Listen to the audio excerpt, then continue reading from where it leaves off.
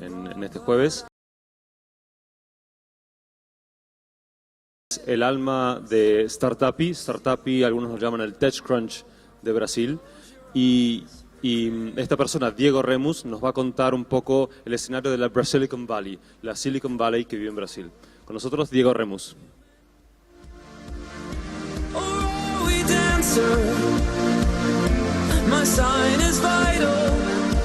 How are you? Well, my name is Diego. I'm from Brazil, and I'm here to take you on a little trip. Let's go venturing Brazilian valleys. If I had a remote control like this one, I could do like that, that, that, click. Okay. Do I have to leave it? Is it the click or the remote control? Both. All right, I feel safer. Well, I hope in this little trip you will discover how Brazil takes off, and so come together, do all this risky stuff like those, like that. And yes, that was me. Not on the cover of the magazine because that's JC in Rio. There are some parallels between jumping from airplanes and venturing sometimes. This presentation will be actually easy. I'm not giving you a lot of numbers to keep track. It's just to tell you what's going on. And starting by what we do, we have this website, which was the first website that took care of a special community that only appeared on the surface of society when there was a huge moment of acquisition or development of a very big new product. We started looking at them every day. You can read it because it's in English too. It started when it started by the validation. Have you heard the word already? In the startup industry, it's like entrepreneurs discover if their customers will prefer this or that. It's like one of our clients to be had the need, and well, it's written. He wanted to invest in Brazilian startups, but there was no directory. So he created one. Now I have the pleasure of having also Bob as a partner. You may have listened to him already here. When I say valleys, it's not specifically west, north, or physical, geographical. It's more like zones, movements, or if someone is a coder here, developer, they would say what flows when you are into that optimal experience. Many people believe that Silicon Valley is the only place in the world where such things happen, and which is not true, though places don't need to be one like the other, and you may already see that many things are happening at once in Brazil. It's not that now that piece that was broken is being corrected. No, we are having better infrastructure, better politics, you could say. Even politicians, sometimes. You have, now people know what entrepreneur means or is related to, because some years ago you didn't know, so how could you become one? It was not a role model. It was like you're going to be a nice employee at a huge international corporation.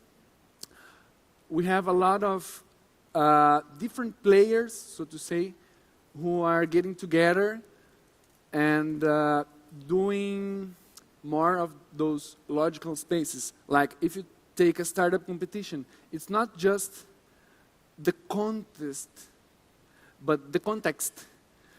It's like you take universities, preparing the students, connecting to the industry professionals who will read the submissions, who will listen to the presentations and evaluate and make questions and say, this one is good to go, or guy, you'd better do it like this or like that, or did you think about this? Did you think about that? Now also we don't need to keep begging for someone from outside or inside to give us some money, because we wouldn't prefer to have a tough job and do our nice projects when we should be sleeping. It's like we are, of course, with some government support, but peer-to-peer is something that we are taking to many levels. I've heard that you've been doing this also in Spain and Europe in general, I believe.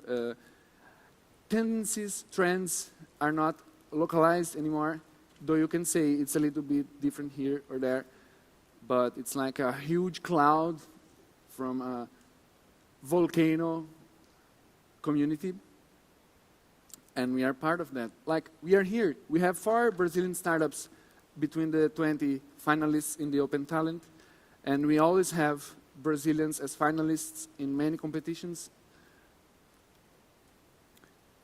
We have like our first big hero in our field, which is Romero, and of course his partners, who call the attention of everyone, like, this is not kids playing video game or tweeting or renting communities online. It's really something that does business, not only for its own sake, but for everybody else.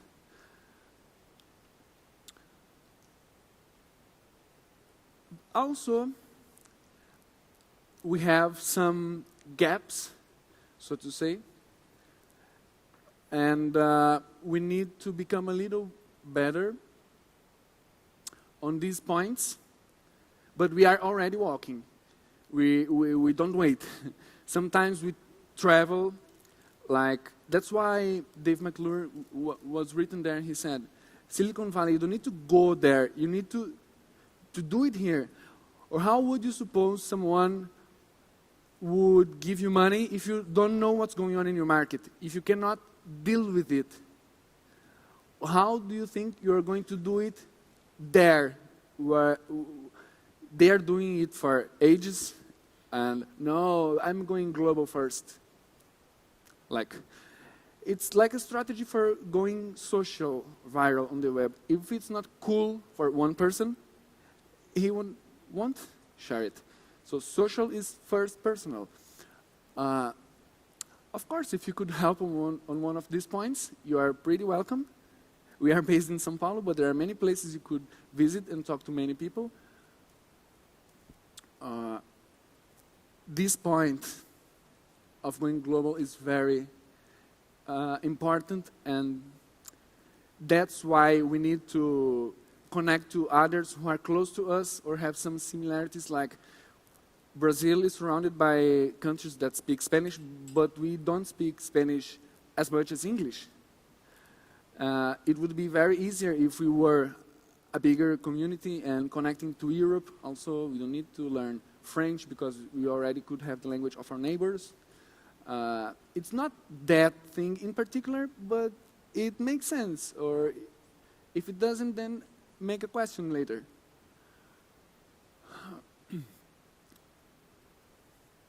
Zeitgeist is another language, but okay.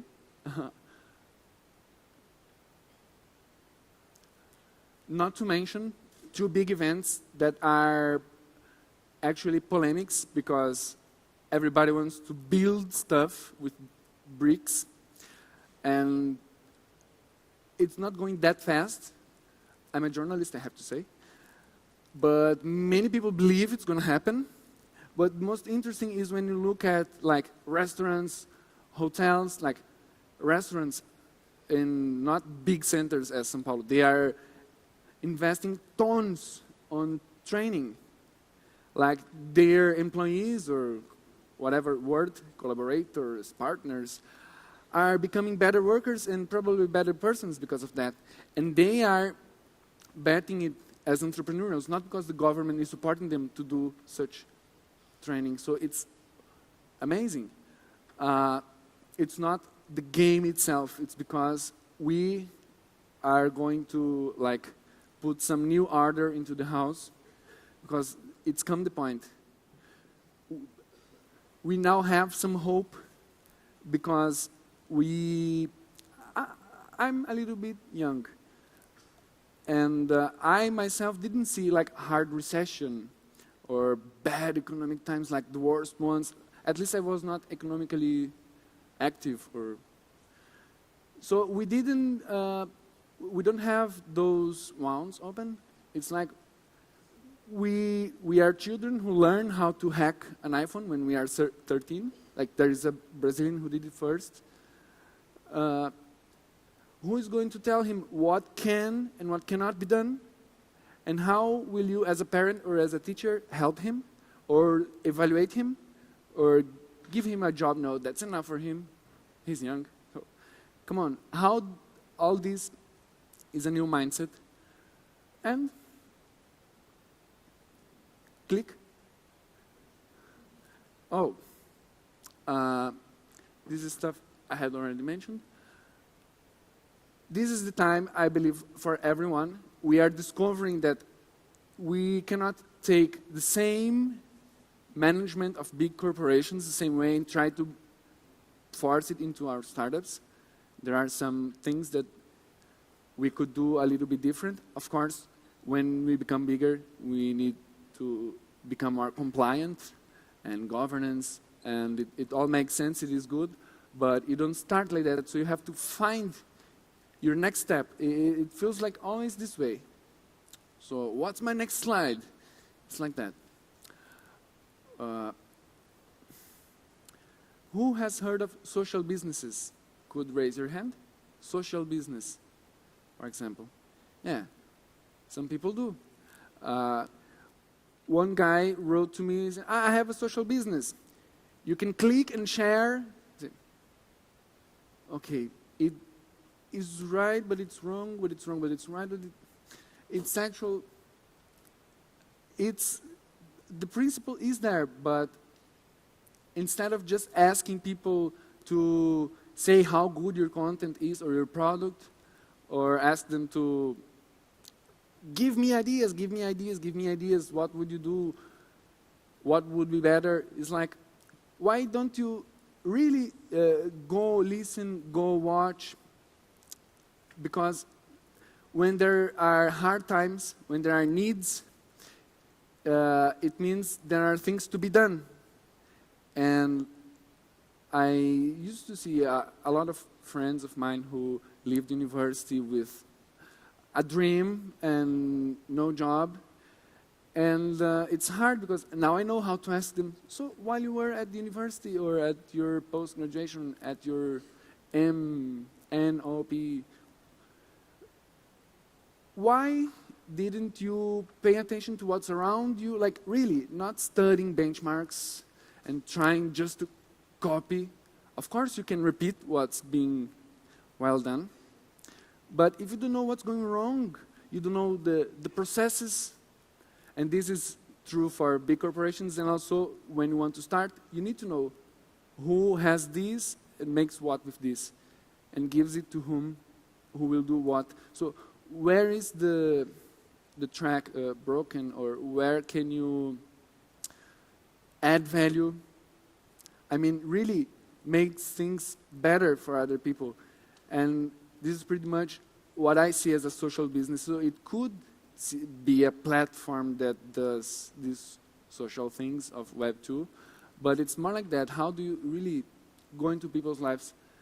We are starting to become a community of startups, entrepreneurs, innovators, because somewhat we share part of these ideas. Not that every startup needs to be a social business, no, but the mindset and the moment all point You won't be the next cheapest retailer. So, I didn't want to give you a lot of details about everything, but I would like to hear some questions or some tips. Like now, like from you, like for real. I have a question a bit to break the ice. So you said you're a journalist, you're tracking a lot of startups in Brazil, and the question has two parts. What kind of services, online services, you see are not being developed inside Brazil by startups and could be an opportunity for the companies present here? And on the other side, what kind of things you saw developed in Brazil you could see could have a great opportunity going abroad and running their company abroad and selling their services, for example, here in Spain? First question is really challenging because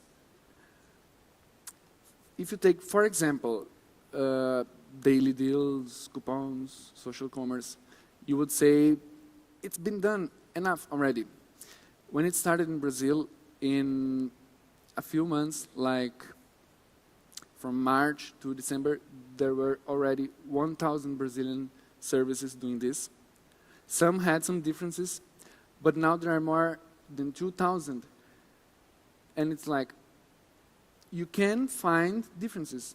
There are ones that look into unexplored niches. Sometimes they are afraid of the innovation in the business model because some important, influent guys tell them not to do so, because if the most difficult is to take €1 from someone's pocket, so why make it difficult for him to understand how to do that? But people are reinventing it, and these ones are doing better. I don't know if this is a straight answer. I don't know what's not done, but there are different things in Madrid and in Brazil. Like, we still stand in a line to buy the ticket for the subway. I wouldn't like it forever. I prefer here. Why don't they do that? I don't know. We have a sophisticated banking system. We have machines that could do that. I don't know why. It's cultural. It's just one example. And the second question, would you repeat it for me, please? Yeah, and the second thing is, what things are being done by startups in Brazil that you think could Things have that are startups that are being done, things done by startups inside Brazil that yet haven't come out, and you think that they could have a great opportunity globally? Wow. There is a web service that I like a lot that was started by a guy who was like in his 16s, 17s, which is, let's use metaphors and talk about benchmarks. I can make these exceptions. It's like SlideShare, but for books. So it's a device, it's a reader, and it's also a community of content, and it's also, you can sell books also, and they get like small revenue for that. But the fact is, he did think a lot about it. It's not only the product or the reader, it's not only the community talking about the content, and it's not just the store selling someone else, but the guy could show me in arrows and diagrams how the industry traditionally works, like with 6 or 7, say, steps that are different players, different roles that people saw they could add value and capture value from. But this is what makes it heavy and not as profitable as they would like or sustainable. So why keep ignoring it or trying to make it not so hype on the internet? Like, people will use it, so they took these 6, 7 steps and they do this like in 3. It's like the famous disruption thing. They're not being so profitable because, of course, Who here reads one full book each week? So think about a huge country with many, many millions of people, and just change a little bit the question, how many of them will write books each week or each month? Okay, you see. But then again, you have a different concept of what is a book. Maybe it is just a chapter. So you could launch it in tiny bits, and then you could make your social thing and ask people to co-direct your script to see where the next chapter goes. I like them a lot, though they don't have many content in other languages, but they do have partnerships in some Oriental Europe, in some place that I don't recall now. They are very, very nice. It's one thing. This is the first example that it came to me because I use it, I can say. Thanks. Thank you. Hello. Diego. So my question is, after the presentation of the Brazilian representatives, I have no doubt that the startup scene is on fire in Brazil and that there are huge opportunities in the Brazilian market. So you could be a bomber? However, I heard also that for foreign entrepreneurs or startups from other countries, it's not easy to enter to the Brazilian market. So my question is, what your advice will be for a startup interested in entering to the Brazilian market? Okay. As I'm from Brazil, I don't have a difficulty in going to it. But some people from other countries tell me sometimes that it's harder to open companies and even harder to shut down companies. It takes more time, more money. Maybe there's a little bit of these. On the other side, we are early adopters and we are heavy users of everything that people create on other countries. So there's nothing really different on what we do. Like, we are people that wake up and go to places to work or to have fun and to eat and to read, and we study and we do everything else. I don't know what the mystery is. Sometimes it's cultural. Brazil is very rich on that side. Like, we are known for not being like the toughest people, but more like warm and funny. Sometimes easy, but go live in São Paulo to see, or in somewhere else and be an entrepreneur to see how easygoing that is. Like sometimes you are not successful if you just push it, like, take my new remote control, it's wonderful. Or, you know, maybe people won't accept it because they don't feel connected to it. Not everybody believes in this thing of branding. They want the cheapest. But again, is it cheapest if you are bringing it to Brazil from other country? Importation tax, for example, is not easy. Fact is, we are not anymore just a cheap labor place, because by being that, we gained new responsibilities of understanding how the business goes, and so yeah, we've been learning. And regional differences is one thing too. Like, you don't sell in São Paulo like in Northeast or somewhere else. It depends on what it is, you know. Thank you. Is it over? Thanks for your attention. Will you fly high with us? Thank you. Muchas gracias, Diego. Ahora, antes de seguir al próximo ponente, quisiera hacer una pregunta bastante simple. ¿Quién de aquí usa un ordenador todos los días? Levanten la mano. Bueno, me esperaba esto. ¿Quién de ustedes que usan un ordenador todos los días piensa que es